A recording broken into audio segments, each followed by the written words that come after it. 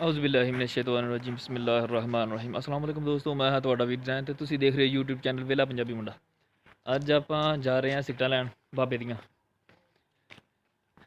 ते आपां दुकान लगे हौली हौली जा रहे हैं। दुकान ते हले पहुंचे नहीं ते देखते हैं किन्ना सफ़र दुकान दा। लाने हिसाब किताब। जेह्ड़े मेरे दोस्त मेरे चैनल ते नमें साढ़े चैनल सबसक्राइब करो, साडी वीडियो नूं लाइक करो ते शेयर करो।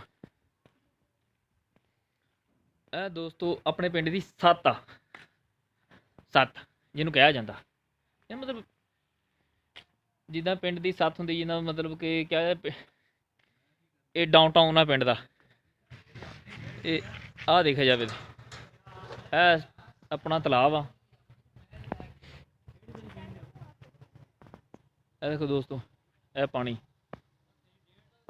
ये घरां च लोग इस्तेमाल करते नहाउण धोण वास्ते ते अपनी जामिया मस्जिद आ। ते मेरे कहने का मकसद यही है कि जनाब साहब कम चंगा वा ते मगर पिछे अपने आलसी तुरे आउण दे। दोस्तों दुकान बंद आ, मैनूं लगदा दरवाज़ा खड़काउणा ही पैना। अपने चाचू हुणां दी दुकान, चाचू लतीफ़ उन्हें दुकान ते जा रहे हैं सिगटां लैन बाबे दियां। ते दुकान माशाल्लाह ठीक है, इन्हां दी चीज़ भी एक नंबर रखदे, कोई हेरा फेरी नहीं। ते दिखे जाए तो अपने आ बैठक आ जी मगर नज़र आ रही तुहानूं, हाफिज़ बिलाल साहब दी। ते हुण आपां दरवाज़ा खड़काउने आ, देखते हैं कौन निकलदा बाहर। कमाल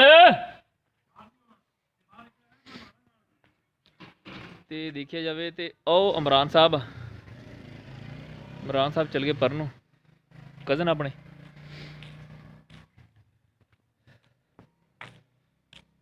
दोस्तों पिंडां दा माहौल बड़ा ज़बरदस्त आ, ना कोई टेंशन ना लेना ना देना।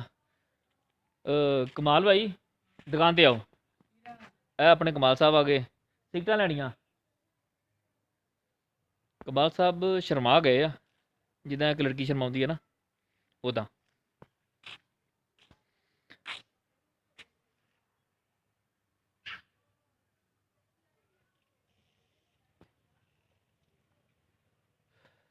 दोस्तों पिंडां च पुरसकून माहौल आ, जो ही हनेरा आउंदा वा जनाब साहब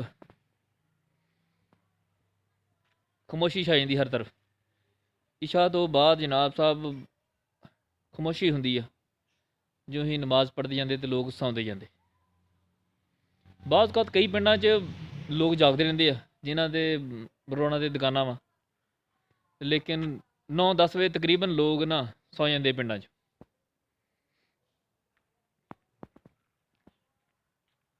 ते देखिया जाए तो शहरां नालों बहुत बेहतर आ। शहरां च रौला ही रहिंदा हर वेले, कोई हमसाए नूं नहीं जाणदा, कोई किसी नूं नहीं जाणदा।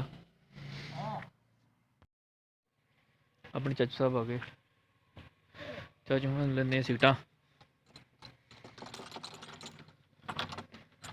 देखो दुकान खोल रहे।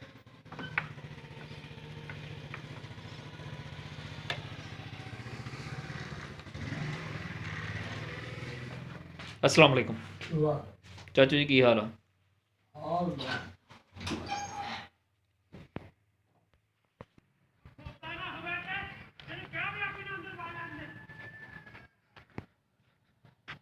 इमरान साहब रौला पा रहे आ न्याणिਆਂ ਨੂੰ।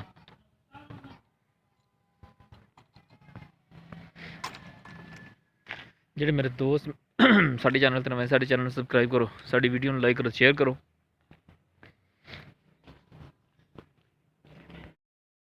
ਤੇ ਆਪਾਂ ਹੁਣ ਜਾ ਰਹੇ ਹਾਂ ਘਰ ਨੂੰ, ਸੀਟਾਂ ਲੈ ਲਈਆਂ ਆਪਾਂ।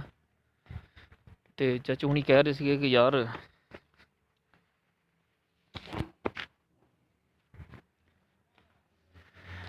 ਕਹਿਣ ਦੇ ਸੀ ਕਿ ਪੈਸੇ ਸਵੇਰ ਨੂੰ ਦੇ ਦੀ। ਹੁਣ ਪੈਸੇ ਉਹਨਾਂ ਕੋਲ ਖੁੱਲ੍ਹੇ ਹੈ ਨਹੀਂ ਸੀਗੇ।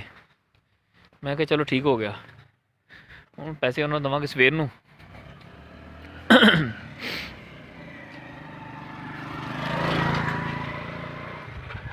ਸੁਬਹ ਦੇਵਾਂਗੇ ਪੈਸੇ। ਤੇ ਆਪਣੀ ਜਾਮਿਆ ਮਸਜਿਦ ਮਾਸ਼ਾਅੱਲਾ ਤਿਆਰੀ ਕਰ ਰਹੇ ਇਹਦੀ।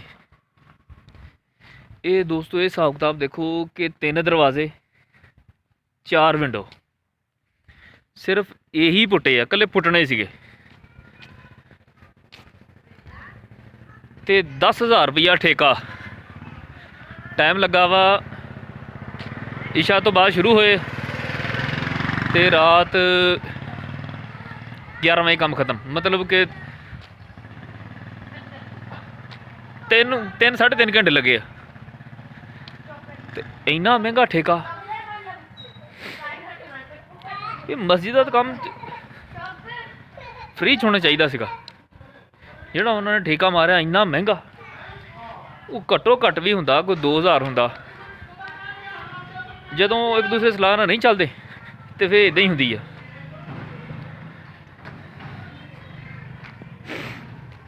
ਚਲੋ ਠੀਕ ਹੈ ਦੋਸਤੋ, ਆਪਾਂ ਮਿਲਦੇ ਹਾਂ ਅਗਲੀ ਵੀਡੀਓ 'ਚ।